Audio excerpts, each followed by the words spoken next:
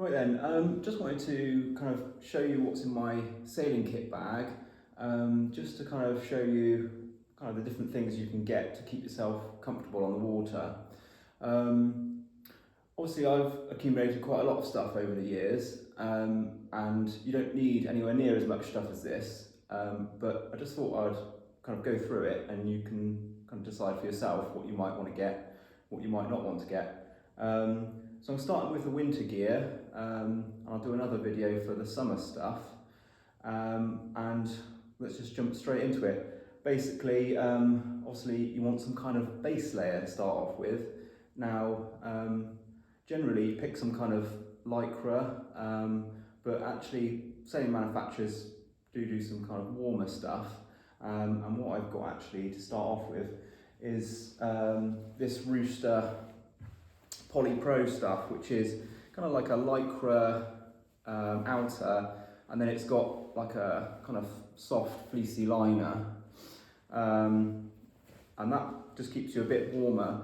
The lycra is supposed to be sort of hydrophobic, so as to keep the water off, and it's definitely very nice and cozy, and I even sometimes wear it in summer if it's not too hot. I don't find it really gets me too hot really. So these are leggings, they're full length leggings, and I've also got a long sleeve top as well, exactly the same. It's got the little kind of very fine fleecy fibre in the middle there. So that's your top and your bottom, which goes under your wetsuit obviously.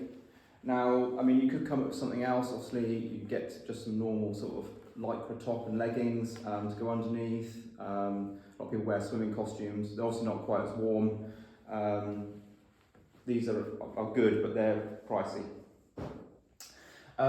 Then we've got our hands and feet, and I've got these, again, Poly Pro, so they've got the little fleecy liner. They're little glove liners, so you put those on your hands, and then you put your, so this is a winter glove, and you put your hand in there. Now, you haven't got much dexterity, obviously, for catching fine ropes, but your hands are going to be really toasty. And these gloves, I can't remember the name of them, but they're the sort of Rooster winter gloves. They've got like a little, if you're on safety boat duty, not very much good for dinghy sailing, but if you're on safety boat duty, and that can keep your hands a bit warmer, and that sort of tucks away, so when you're doing your dinghy sailing, you've got your fingers free. So yeah, they've got these Poly Pro glove liners, they can keep you warm. Obviously, you could just go straight into the winter gloves, don't have to have those liners at all. So that's that, and I could probably cover those gloves as well. And then on the feet, just some neoprene socks really. These are the Rooster Super Therm ones. They've got kind of like a thermal lining to them. I think they're 4mm thick neoprene, and they're pretty warm. And I do tend to kind of wear these getting into sort of spring as well. And then I'll swap something else in the summer months. But these are a really good investment because your feet get really cold generally. Right, and then sort of for your mid layer, I'm going to cover boots as well. We already covered the winter gloves, so that's what you put on your hands. I just wear these all year round. They are, I can't remember what they're called now, Zyke 170 or something. These are my second pair now, which kind of shows that I like them because I don't think I've had more than one pair of anything.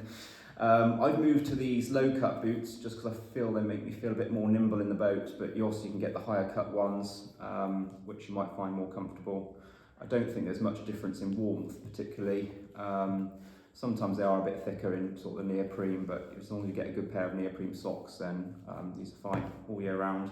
They've got quite grippy soles, and they fit nicely. Something to remember with the Zykes though, you've got to size up, so I'm a size 9 normally, and these are a size 10. So you've got to remember that they fit on the small side.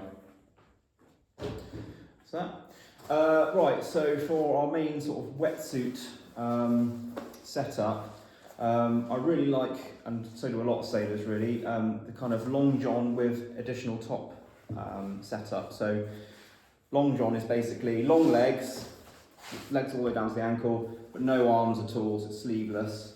And this one is the Supertherm one, again from Rooster. Honestly, I'm not sponsored by them, but I just happen to have a lot of stuff. I think it's 4mm. I think though they've tactically kind of put thinner bits of neoprene in places so you can flex and bend. But they've got, again, kind of like fleecy liner to it, which is great, really cosy. They've thought of things like there's a bit of extra kind of abrasion resistance on the bum and the knees, although it hasn't really worked that well on that knee. And the really great thing, I'm sorry girls, but it's just for the guys, is that I can go for a P without actually taking it off. So that is a big plus to me, because I hate having to strip all the gear down when you're desperate. So that's brilliant, and we team that up with, if it's cold enough, with one of these tops. This is again the Supertherm top, which is dog hairs everywhere, which is 4mm, and again, very easy to show that. It's got this kind of fleecy and thermal lining to it, and essentially you're getting, so that's 4mm. That's 4mm, so over your sort of chest area you're getting really thick neoprene, which keeps you really warm, which is where you need it, because obviously that's where your heart is. You warm that up, it's going to pump warm blood for the rest of you. So that's a really great combo, and obviously you get too hot, you can kind of take that off, and you can also swap that out. So sometimes I might wear this warmer bottom with a thinner neoprene top, which I'll come to on the other video. So you can get a thinner top so you're not as hot, so you can really customise how warm you're going to be, which for me is absolutely perfect. But it does mean potentially buying several wetsuits, which if you're just starting to buy gear, that's probably not ideal, but I'd advise something like this setup to start with. Better to be a bit too hot than too cold. So that's mid layer. Boom. Head. And yeah, it's another Rooster product, sorry. This is the Supertherm beanie, I think, which is kind of quite, it's not that thick, but it's sort of neoprene, thermal, sort of covered, I don't know how to describe it really, but it's great because when it gets wet, it doesn't really matter, whereas if you've like got a wool beanie, that can get kind of heavy and kind of flop down on your head, and yeah, so this is great because it doesn't do that, and it keeps your head warm. And then just go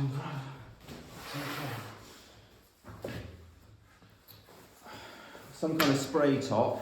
This one is a Rooster Aqua Fleece, which is like sort of a windproof, sort of stretchy outer, and it's got a fleecy lining again. You can get obviously just an ordinary spray top. If you're really on a budget, there's nothing wrong with having just a cheap, lightweight sort of coat, essentially. Just make sure it doesn't restrict your move, it's not too bulky, you can kind of move, it's not going to catch on anything. Might be worth cutting the hood off if it's got a hood, or tucking that away.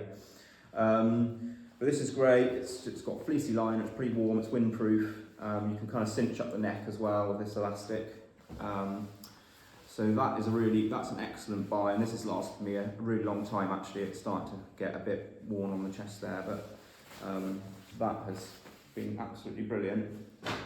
Obviously, buoyancy aid, same summer or winter obviously. This is just Helly Hansen buoyancy aid, doesn't have to be anything fancy, just get one that's CE approved and that fits you properly, that's all you really need. I do carry a little knife if I need to cut rope, then I can do that. Then that's just attached to me, so if I drop it, it doesn't sink to the bottom. We've had that before. Great, right, that's that. Really easy. And then this is really for safety boat duty, not really for sailing. So a lot of people like dry suits. I hate them. I find them bulky and sweaty and not comfortable really. So not that long ago I got these, which is absolutely brilliant, particularly as I do some coaching on the water as well. The Celopets, so it's like offshore gear basically. And what I do is I just wear my winter wetsuit setup, and then I just put this sort of over the top of it basically. So I can go in the water and it doesn't matter. I'm not wearing just normal clothes underneath, I'm wearing a wetsuit. But this just keeps the wind off, it's really warm, really snuggly. It's fantastic. Solar pets, and then obviously the jacket to kind of match.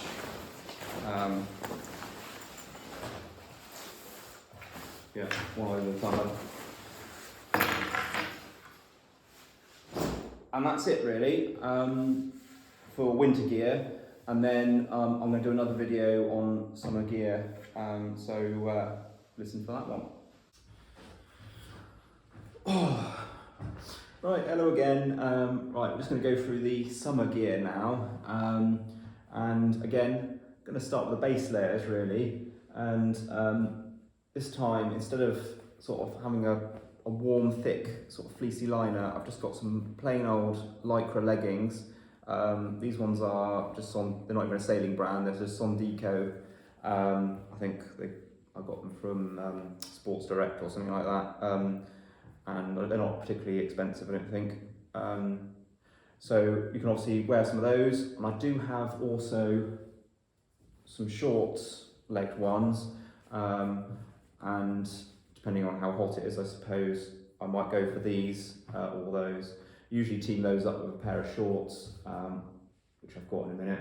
And then for the top, I've just got, again, just a normal sort of Lycra. This is a sailing top, this is a Zyke one, I can't remember what they call it. But that's just a Lycra t-shirt essentially, which is quite nice and cool. Feels quite cool against the skin. And for the feet, depending on how hot it is, I might not wear anything on my feet, just obviously boots, but I might wear these Polypro socks on the feet because they're a bit thinner and cooler than your neoprene socks, but they are still quite warm, so again, if it's quite hot, then I won't bother with those really. But if it's sort of windy and wet and not that nice, then I'll definitely put those on. And then obviously sort of team that up with various other things. So if it's really hot, then just a pair of board shorts, basically a pair of board shorts. I wear those underneath normally. And then Lycra top, like so, buoyancy aid over the top obviously. And that's not really nice in hot weather. If it's a bit cooler, then I've got another long john wetsuit. This one's a thinner neoprene. This one's getting on a bit now actually. Or I've got the option of just legs. But I'm not getting on too well with these, if I'm honest. I find they slip down and give you the old builder's bum. Otherwise they would be pretty good. And again, just teamed up with the Lycra top. Or another wetsuit top, long sleeve wetsuit top. This is the Thermoflex. I can't remember, I think it's like 2 mil or something, so it's quite thin, very stretchy, comfortable. But if it's a bit cooler, then that's perfect. And again, you can team it up with the legs, or team it up with the long john if you want a bit more warmth on there. So that's pretty straightforward. And then just gloves. So I like to go for completely fingerless gloves in summer. These are just some Rooster ones. I've tried a few different brands. Gill are quite good. If you find a good brand, let me know, because they all seem to get a bit trashed. Yeah, just short finger summer gloves. There are cheaper options there. I've tried these for a bit. These are just like your kind of builder's glove you get from a DIY shop. They're okay. I think they can wear out quite quickly, but given that they're only a few quid, that's not really much of a problem. I don't find they're quite as grippy or good on your hands, but they definitely do the job. They're definitely an option, and I think these are like 20-30 quid, whereas these are like 3 quid or something, so you get a lot more value for money with these. So that's definitely an option, and loads of top sailors like these, so there's nothing cheap about using those really. No one's going to laugh at you. And then I've got a few accessories as well, which I'll just to finish off with. Obviously, buoyancy aid, boots, all the same as the winter stuff.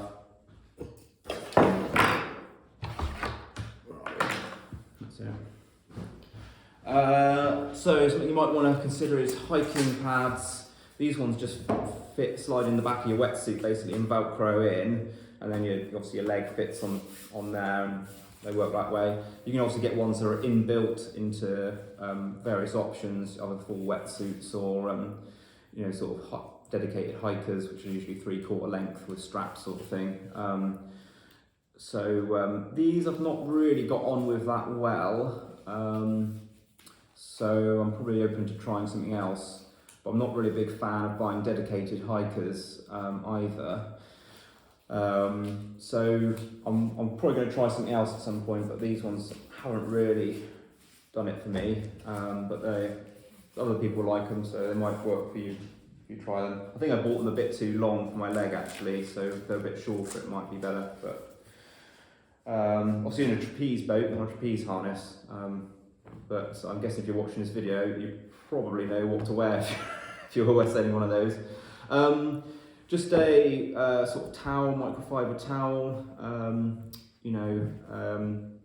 just dry off at the end of the day. Packs up quite nice and small, which is good. And then kind of like your sun cream, this is like a spray on one because I hate sun cream, so means I don't have to touch it, just spray it on. And deodorant and shower gel for the end. I like the little small bottles you can get because they don't take up much room in your bag. And then probably go to the sunglasses. This is what I'm wearing at the moment, which I've I don't know if you can see that or not.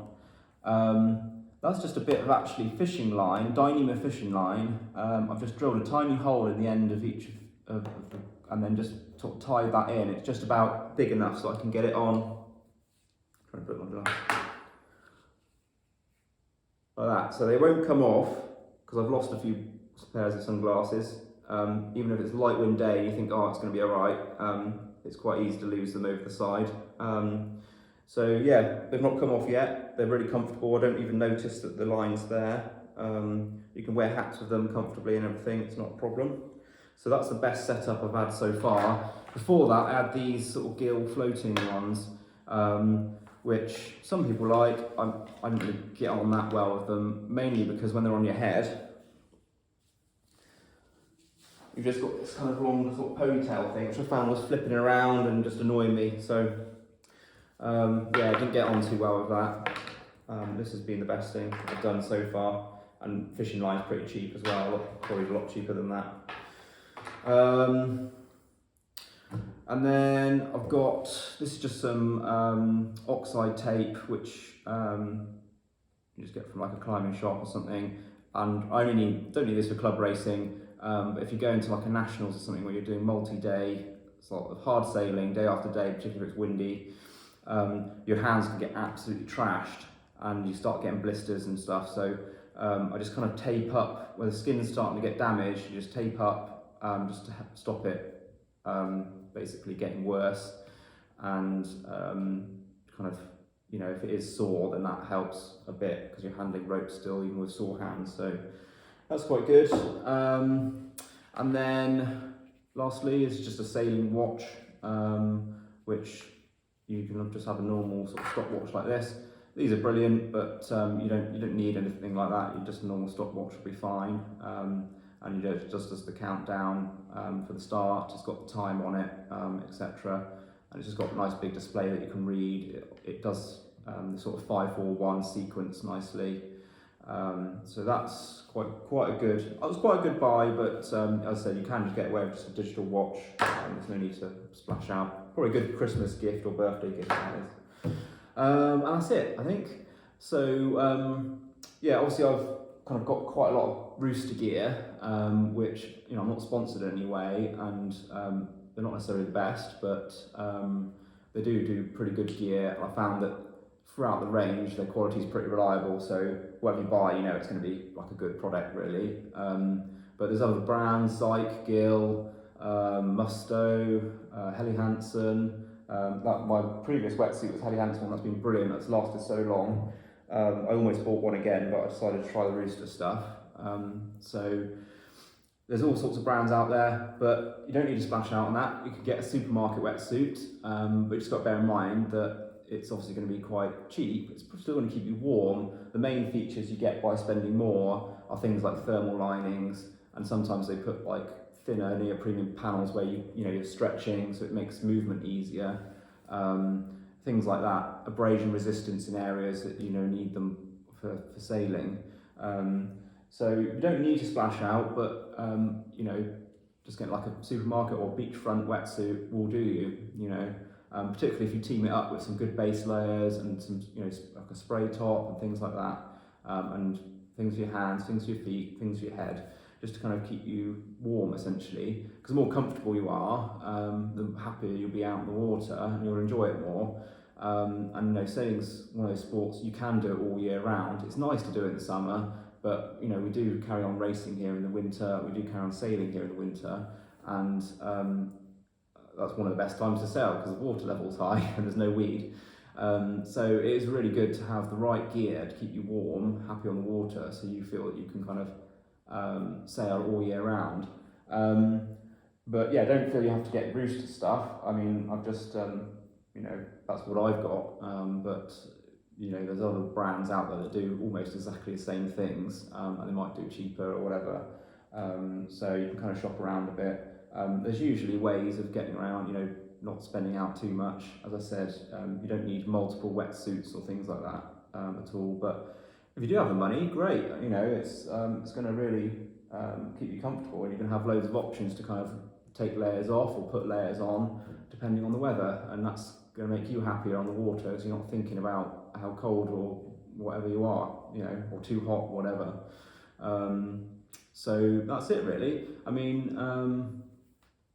when you're just starting out, you just really need a wetsuit. I would get some good base layers, sturdy pair of footwear. If you can, get some neoprene socks, and then a really good spray top like the Aqua Fleece, really. And you can just start with a woolly hat. That's fine. Some gloves you can get from the DIY store. That's fine. You could possibly, I don't know how it would feel, but you could possibly double those up. And they might be a bit warmer and nicer, and that's it really. Once you've got all that, give that a go and see, and you can start building from there really. But I think that's probably one of the most important things. Probably more important to get your kit dialed than before getting a boat really. I'd say that's more important. You can always crew for people or borrow club boats or whatever. But having comfortable kit is probably priority number one. So there we have it. Great.